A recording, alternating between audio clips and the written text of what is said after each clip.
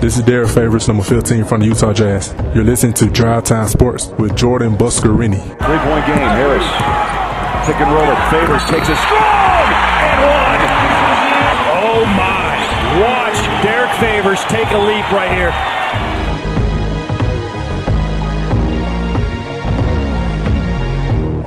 We have Game 4 of the Western Conference semifinals coming up tonight. Jazz Clippers.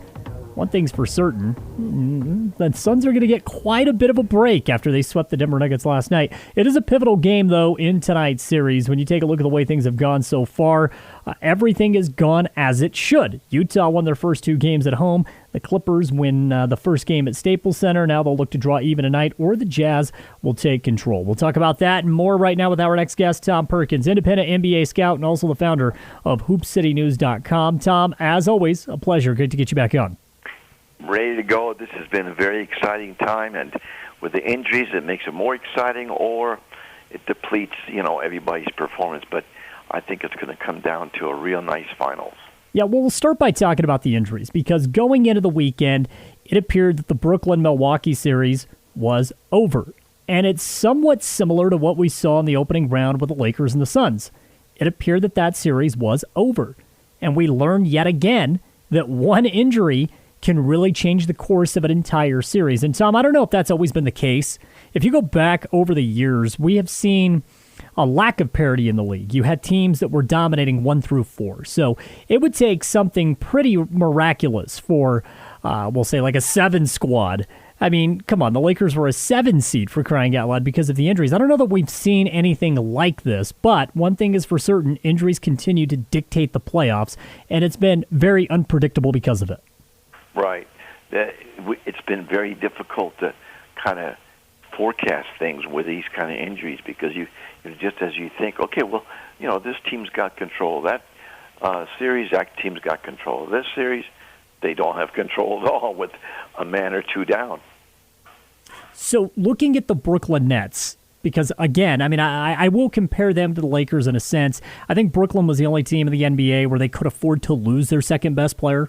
Oh, we saw it in Utah. Donovan Mitchell goes down, they lose to Memphis. That was not a coincidence. Right? We saw it in L.A. Anthony Davis goes down, the Lakers lose 3 straight. Brooklyn was that one team that could get away with an injury to, say, James Harden, and still they had enough firepower to get past Milwaukee in my mind. You lose Kyrie Irving, and this series is now tied 2-2. And I know that there's still some, it's still to be seen on how long Kyrie is going to be out. I have to believe it's going to be for multiple games. I would worry right now if I was Brooklyn. Oh, without a doubt. If you saw the play, that was not just a simple rollover of the ankle. That was, you could almost say the damn thing snapped. Right. It didn't. It came back negative, but the thing is, that thing almost snapped. So, yeah, this guy's going to be out, I would say, at least 2 games, if not more. So, yeah, that would impact them greatly. Because then you'd have to ask KD to do things that he's just not used to doing. Not used to doing, and honestly, Tom, I don't know if he's capable of doing it. I think that when you look at Kevin Durant, we are looking at one of the most unique scorers that the game has ever seen. I can't take that away from Kevin Durant. I don't think anyone can take that away from him. But this team is very... Do I say top-heavy? Do I dare say top-heavy, this Brooklyn team? I mean, they're built around the idea that there's alleviated pressure offensively on KD because he's got Kyrie Irving, and he also has James Harden. I know that Blake Griffin has played pretty good basketball. He's given him about 25 minutes per game. Joe Harris has played pretty good basketball. He's given them about 35 minutes a game. But when you take Kyrie Irving and you take James Harden out of the equation, you're asking Kevin Durant to do almost what LeBron James was asked to do, and I just don't know if it's possible. I don't think it's possible either because they're just not used to doing it. I mean, LeBron has played enough positions in different circumstances where, he could do things that he didn't necessarily do all season long, but not in this case. There's just not enough time.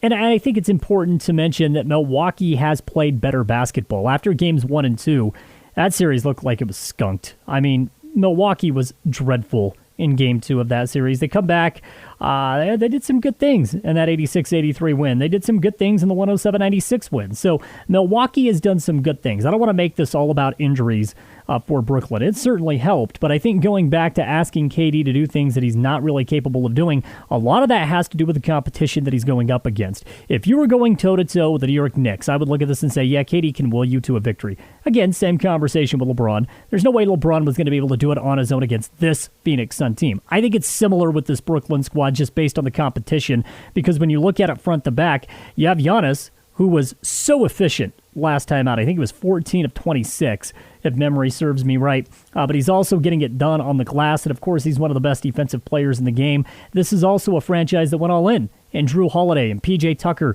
So it's not as if he's going up against a slouch squad. I mean, that matters that he's going up against Milwaukee here. Right. I think you're so right. Thing is, the Bucks have proven that their role players can step up and step up very well. Actually, possibly play way above their skill level, and that's all it has to do with the confidence. And as Antetokounmpo, as he plays well, so play the role players well. I get our guest right now, Tom Perkins of HoopCityNews.com, joining us as we talk NBA basketball. Tom, let's talk Jazz Clippers. First question I have for you, Donovan Mitchell, the injury, the ankle. Is this something to be concerned about, yay or nay? Yeah, probably is, because even though he'll probably play tonight, it's just a matter of how well he can play. I mean, he may not be able to play, that well, or it's certainly not at full speed. So, yeah, it's something to be concerned about, because you need to have that guy to be unimpaired and not hampered at all. Yeah, I mean, when you go back again, look at Game 1 against Memphis, it changes things completely when Donovan Mitchell is not out on the floor. The other question mark would be Mike Conley. And Tom, you've been around the game so long, so you can tell me if I'm off base here. Even though it's 2-1 and Game 4 tonight is in L.A., I would still be a little apprehensive to run with Mike Conley, because win or lose tonight, the Jazz still have control of this series. And that's the one thing I try to stress to Jazz fans. This series was A, never going to be a sweep, so don't panic with a Game 3 loss, and B, you did exactly what you needed to do. You protected home court. Even if you give up another one tonight, it's a best 2 out of 3, and you're at home for 2 out of those 3. Regardless of what happens tonight, Utah still has control of the series. Yeah, I definitely agree with you. A lot of times, again, fans, average fans, guys and people that don't necessarily understand basketball, they go right into panic mode. Oh, my God, we don't have Conley, and so therefore. And so you can't quite go into panic mode yet. I mean, maybe in the third quarter of Game 4 or 5 is when you want to go into panic mode, but not right now. We go back to Game 3. Kawhi Leonard was very, very good, and he is one of the best players in the NBA. So I expect to see him put up these kinds of numbers, 34 and 12, efficient 14 of 24 from the field. I expect that from Kawhi. What I do not expect in the playoffs is 31 from Paul George. And Tom, regardless of what Utah did in Games 1 and 2, I said this going into the series, and I will say it again. If you're getting 60-plus from Kawhi and Paul George combined, Utah's going to have a tough go of it in this series, because what that's doing, it's opening things up for the likes of Batum, who we've seen play the 5 in this series, right? So it's a mismatch for Utah. We've seen Marcus Morris shoot very poorly in this series, and the Clippers hung around in those games. The common denominator in Games 1 and 2, Paul George was lost offensively. That was not the case in Game 3. That was my biggest takeaway from that contest. I think that's a good point there, because George doesn't bring it all the time. He's very inconsistent with his good games and his bad games. He's up and down, up and down. So if Paul George plays like this, then of course the Clippers are in very good shape. So it's a matter of how consistent Paul George can be, and whether he can bring it again in this next game and the following game after that. What's been the biggest takeaway for you in this series, Tom? Something that you look at and say, okay, this is a storyline I want to follow in Game 4. Well, obviously you want to take a real good close look at Donovan Mitchell and see how he's running up and down the court, see if it's all fluid, and is he going to penetrate, or is he going to go ahead and be shy and not penetrate because of the ankle? And then if those role players can just play a bit better than what their averages show, I mean, Joe Ingles, has been playing above what his level is. Rudy Gobert, even though he's a real stud, has not been playing above his level. He's been playing at the level that is very accommodating, very good. So there's a lot of role players that are very, very valuable to the Jazz. And so that's what I want to see. What are they going to do now with a possibly hobbled Mitchell?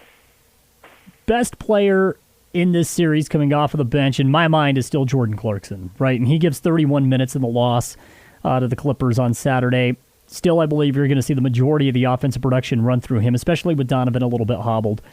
Tom, in your mind, who is deeper, Utah or the Clippers? Who's got the deeper team front to back? I would say the Jazz do, because of the fact that they've got those guys are playing more consistent. When they're off a little bit, when the role players are off a little bit, they're off a little bit. When the role players are off from the Clippers, they're way off. So I would give the edge to the Jazz in regards to depth. Sometimes it's just Leonard and Paul George out there. Well, yeah, and as I alluded to, Marcus Morris has been horrible in this series. Reggie Jackson did have a good Game 3, and I would expect him to continue that at home. That's kind of been the trend this year. Batum was also much better in Game 3 as well. So I think you're spot on. The role players for the Clippers were very, very good in Game 3. Again, Tom Perkins, our guest right now. Tom, it's the end of the season for the Denver Nuggets. They were as hobbled as they could possibly be at this stage in the season. I questioned how far this team could go without Jamal Murray. And again, it's a similar conversation to what we had with Brooklyn and L.A. I don't know too many teams where you could remove their first or second best player and they would be just fine. The Nuggets still exceeded my expectations. When you go back and you look at the series, how did you assess the way Mike Malone handled the situation with the Nuggets being down a perennial all-star, a budding superstar in Jamal Murray, who put together just an incredible playoff run last year? Yes. Well, Mike Malone, I think, panicked a little bit. He needed to show some of that Phil Jackson calmness. Remember when Phil Jackson was in the heat of things with the Bulls and with the Lakers, and things were not going well in a particular game? He was as relaxed as they can be. That's not Mike Malone. He was frustrated and rubbing his hands and all that kind of stuff. If you're the leader of the ship, you've got to go ahead and show that confidence. Looking at the way it came to an end, first off, I thought the ejection on Jokic was horrible. I can't believe that we're at a stage in the game of basketball where that is considered a flagrant 2. I thought it was ridiculous. Forget the fact that the guy just won MVP. It's a closeout game, a competitive game, and you're going to throw him out on an obvious flop from Campaign, who's been terrific. I'm not saying anything negative about Payne. I'm just saying the way it came to a close. Kind of sad for the NBA to throw out the league MVP on that.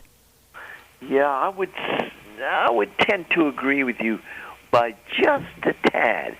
I almost think that was a justified call, because if you look at it close, and I've got this mechanism on my television where I can actually zoom in on some of those close-ups, and even though it looks like it was just a glance, it was more than a glance, and it did connect with Payne's nose and face on a glance-type basis. Fact is that Djokovic, he wound up and came down hard. That usually gets you another look when it comes to that kind of thing. You can't just wind up and come down. And to his credit, I wouldn't say that he was trying to hurt Payne, but he was trying to make a big statement by really banging that ball away from Payne. And, of course, he grazed Payne. And in the NBA, as big as those guys are, a graze sometimes is a full-on blow to some people. Yeah, I don't disagree with that. I don't disagree. And I think it was frustration. But, I mean, Tom, I grew up in the 90s era. I mean, Dennis Rodman would have never have gotten to play basketball if that was considered a flagrant 2 in the mid to late 90s. I see what you mean. Sure. Yeah, they were letting people do practically WWE world. Yeah, right.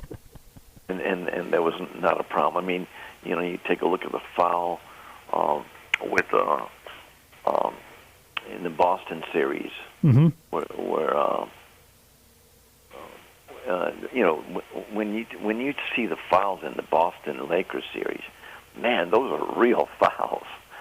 So, yeah, it's a different game now. It is. It is. There's no doubt about it. Tom Perkins, again, our guest right now. Tom, always a pleasure to get you on for some NBA basketball talk. Before I let you go, please let the listeners know where they can find more of you. Okay, it's hoopcitynews.com. We're very proud.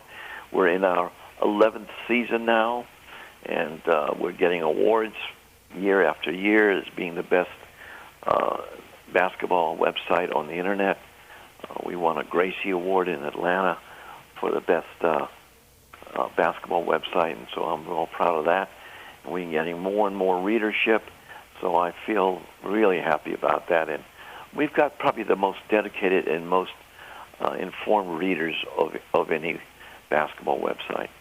Well, Tom, it is always a pleasure to get you on and go back and forth about what's happening in the playoffs. Thank you again for the time, and I know we'll catch up again next week. Thanks so much, Jordan. Looking forward to it. Let's break for just a moment. More Drive Time Sports coming up when we return right here on 107.3 FM and 750 AM.